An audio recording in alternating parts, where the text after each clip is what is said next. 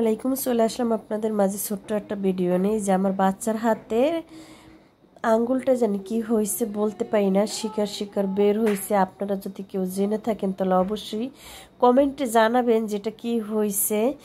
Doctor দেখাইছি আমি, doctor দেখানোর পরে এই যে এখানে ডাক্তার দেখাইছি 500 শয্যা হসপিটালে। তারপরে একটা মলম দিয়েছে শনিবার, সোমবার আর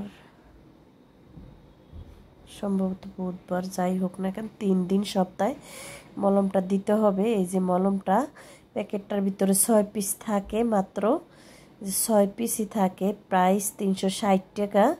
এটার ভিতরে মাত্র 6 পিস থাকে। এই মলমটা সপ্তাহে 3 বার দিতে কইছে।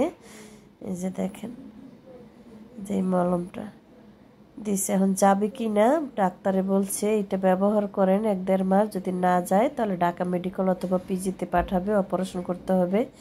খুব টেনশনে আছি। আপনারা যদি কেউ জেনে থাকেন তাহলে অবশ্যই জানাবেন কমেন্টে এটা কী হয়েছে, আর এটা অপারেশন ছাড়া কিভাবে আমি ভালো করব। তারপরও এই যে পায়ে জন্ম হওয়ার পরে এই ছেলেটার একটা না একটা সমস্যা থাকে, পায়ে নাকি চর্ম হয়েছে না কি হয়েছে, 2টা আঙ্গুলি, 2টা বুড়া আঙ্গুলি এরকমের হয়েছে।